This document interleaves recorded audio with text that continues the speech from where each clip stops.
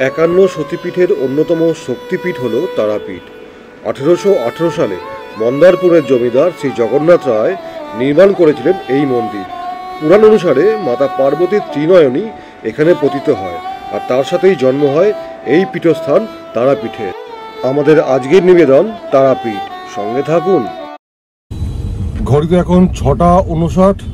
শুরু করলাম আমাদের যাত্রা তারাপীঠের জন্য। রামপিয়ারিতে আছে পল্টু আর পেছনে বাবি, ওটা আপনারা চেনেন। পেছনে আছে বাপনের গাড়ি বেজা, সেখানে সুবীর আছে, বাপন আছে এবং মোনালিসা ওর সাথেই আছে। শর্ট ট্যুর, আজকে যাব, আগামীকালই ফিরে আসার প্রোগ্রাম, কারণ আমাদের কালী পুজো আছে ক্লাবের। সেই কালী পুজো নিয়ে সবাই ব্যস্ত, কিন্তু সেই ব্যস্ততার মধ্যেও একটা দিন আমরা কোনো রকমে ম্যানেজ করে নিয়েছি। ম্যানেজ করে চলেছি তারাপীঠ মায়ের ডাকে।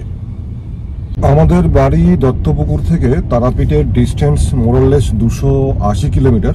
আমরা এখন চলেছি কৃষ্ণনগর রোড ধরবো বলে, মানে যেটা NH-34 ছিল বা NH-12 এখনকার নাম। তো NH-12 এর রাস্তার কন্ডিশন তো আপনারা সবাই জানেনই, কিন্তু এই সন্তোষপুর থেকে রাজবেরিয়া পর্যন্ত 16-17 কিলোমিটার রাস্তা কিন্তু এখনো 4 লেন হয়নি, সেই কাজটা চলছে। তো সেই আপডেটটাই দেবো আপনাদেরকে আজকে, যে কাজটা কতদূর হয়েছে বা আর কত সময় লাগতে পারে। কারণ এইটুকু রাস্তা হয়ে গেলে কিন্তু টোটাল রাস্তাটাই অলমোস্ট 4 লেন হয়ে যাবে, এবং তখন উত্তরবঙ্গ যাওয়া বা শিলিগুড়ি যাওয়া খুবই সহজ হবে। যারা ড্রাইভ করেন এই রাস্তায় তারা জানেন। আমরা চলে এসেছি সন্তোষপুর মোড়। এখান থেকে আমরা রাইট টার্ন করব, করে ধরবো আমরা NH-12। এই আমরা NH-12 উঠলাম। উঠেই দেখুন কাজ চলছে, দেখতেই পাচ্ছেন। রাস্তা অনেকটা চওড়া হয়েছে, তবে এখনো রাস্তা কমপ্লিট হয়নি, কাজ চলছে জোর কদমে, সেটা বুঝতেই পারছি। এই জায়গাটা কিন্তু খুবই খারাপ অবস্থা ছিল, ওই রাজবেরিয়া পর্যন্ত কিন্তু রাস্তা খুবই খারাপ অবস্থা ছিল। এখন যেটা কাজ চলছে আপনারা দেখতে পাচ্ছেন, এইটুকুই হয়েছে। এখান থেকে আবার সেই সিঙ্গেল লেন।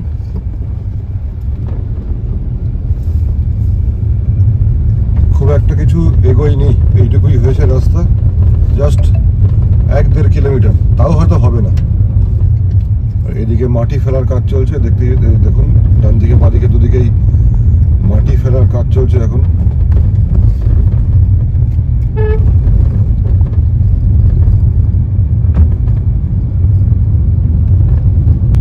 রাস্তার কন্ডিশনটা যে তিমিরে ছিল সেই তিমিরেই আছে, কিছুই হয়নি। আমরা আমডাঙ্গা পর্যন্ত চলে এসেছি, এই সিঙ্গেল লেন দিয়েই যাচ্ছি। অ্যাকচুয়ালি রাস্তার কন্ডিশন খুবই খারাপ সন্তোষপুর থেকে রাজবেরিয়া। আমরা জাস্ট আমডাঙ্গাটা ক্রস করলাম, যেরকম ছিল রাস্তা একই রকম আছে। কাজ চলছে ঠিকই, তবে কাজের যা গতি দেখছি তাতে মিনিমাম 1 থেকে 1.5 বছর আরও লাগবে মিনিমাম এই রাস্তা কমপ্লিট হতে।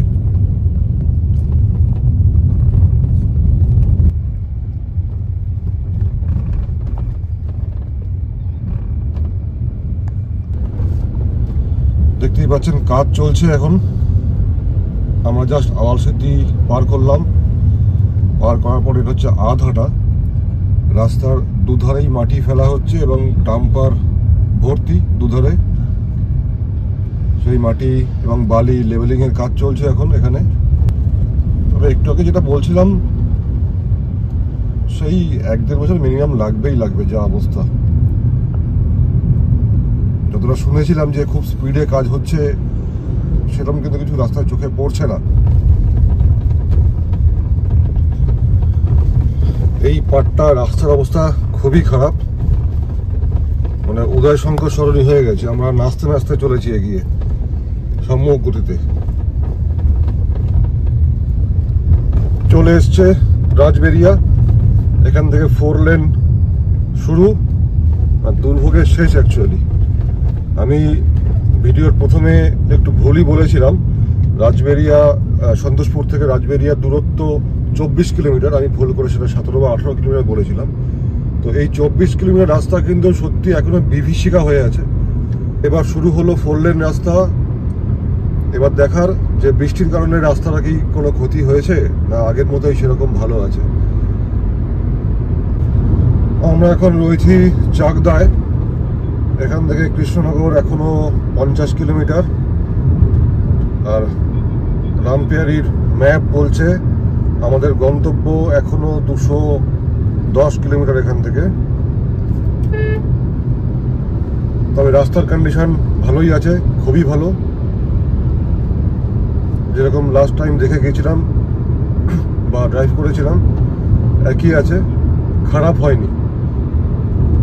কোনো কোনো জায়গায় কিছু কিছু প্যাচওয়ার্ক হয়েছে ঠিকই, বাট সেটা মালুম হচ্ছে না। রাস্তার কন্ডিশন ভালো মোটের উপর। বা কোনো গাড়ি আগে এগিয়ে গিয়েছে, আমরা পেছনে যাচ্ছি। ব্রেকফাস্ট করতে হবে, দেখি কৃষ্ণনগরটা পার করে কোনো জায়গায় দাঁড়িয়ে আমরা ব্রেকফাস্ট করব। যদি কোনো ভালো রেস্টুরেন্টের সন্ধান পাই খোঁজ দেবো আপনাদেরকে। কৃষ্ণনগরটা পার করে আমরা চলে এসেছি অলমোস্ট কালিয়াগঞ্জের কাছাকাছি। তো ব্রেকফাস্ট করার জন্য দাঁড়ালাম এখানে। আমি আগেও খেয়ে গেছি, রান্নার কোয়ালিটি যেহেতু ভালো সেই জন্য এখানেই এসেছি।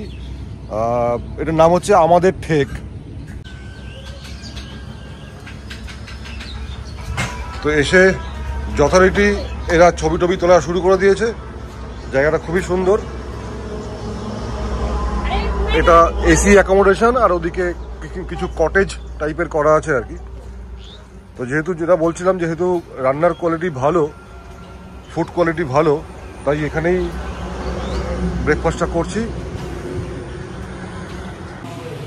তো ব্রেকফাস্ট আমাদের শুরু হয়ে গেছে।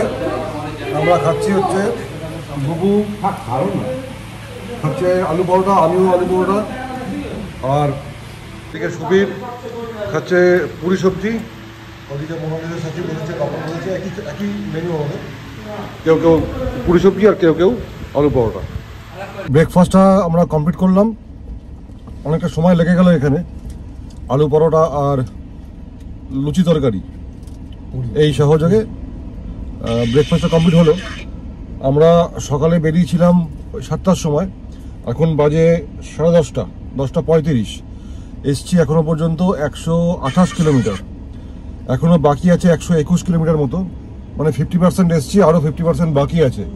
তো চলুন বাকি রাস্তায় যেতে যেতে কথা হবে। চলে এসছি আমরা বহরমপুর।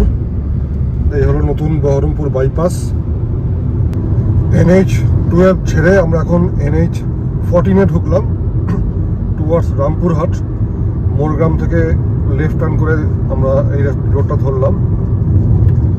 মোটামুটি NH-12-এর কন্ডিশনটা ভালোই আছে, এক্সেপ্ট বহরমপুর বাইপাসে কিছুটা রাস্তা নষ্ট হয়েছে, কিছু প্যাচওয়ার্ক হয়েছে। তো সেটা ছাড়া বাদবাকি রাস্তাটা এখনো পর্যন্ত ভালোই আছে। বর্ষায় খুব একটা ক্ষতি করতে পারেনি ওই রোডের। মোটামুটি চলেই এসছি। বল্টু তো এক চোট ঘুমিয়ে নিল এখানে, ভালোই ঘুম হলো বসে বসে ব্রেকফাস্টের পরে। আর বাবিও পেছনে একবার ঘুমিয়েছে, তাই তো? আবার ঘুমাচ্ছে, তাই তো? একটু ঘুমিয়েছো তো? এখন 2টো বাজে। এসে পৌঁছলাম আমরা তারাপীঠে। যেখানে আমরা তারাপীঠে থাকি সেই হোটেলেই উঠেছি, হোটেল মা তারা রেসিডেন্সি। যদিও বা আধ ঘন্টা আগেই আমরা এসে পৌঁছেছি, তবে একটু হোটেল খুঁজছিলাম, অন্যান্য হোটেল দেখলাম। অক্সিজেন বলে কোনো জিনিস এখন নেই তারাপীঠে। হোটেলের রেট মারাত্মক। আমাদের যে দুটো রুম নিয়েছি, আমরা একটাই রুম নিয়েছি। প্রথমে 2টো রুম দেখেছিলাম, তারপরে যে রুমে আমরা থাকি 5টা বেড আছে, সেই রুমটাই নিয়েছি। চলুন দেখি রুমটা।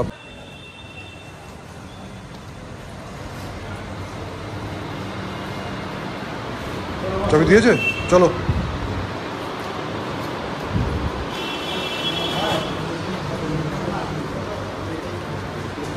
এই রুমেই আমরা থাকি। যতবার আমরা এসছি তারাপীঠে 5টা বেড ছড়িয়ে ছিটিয়ে থাকি, কোনো সমস্যা নেই। 2টো বাথরুম আছে, একটা চেঞ্জিং রুম আছে। আমাদের যদি আগের তারাপীঠের ভিডিও আপনি বা আপনারা দেখে থাকেন, তাহলে এই রুমটার ভিডিও অবশ্যই আপনারা দেখেছেন। তো সেই রুমেই আমরা উঠেছি। একটু রেস্ট নিয়ে নিই, তারপর আবার কথা হচ্ছে। আমরা সবাই ফ্রেশ হয়ে গেছি, কিন্তু একটু টাইমটা বেশি লেগে গেছে। এখন বাজে প্রায় 3টে। তো this is our lunch time. তো এখন আমরা যাচ্ছি লাঞ্চ করতে। বাপন সুবীর ওরা আসছে, তো দেখি এখানে কোনো ভালো হোটেলে গিয়ে লাঞ্চ করব, সবটাই শেয়ার করব আপনাদের সঙ্গে।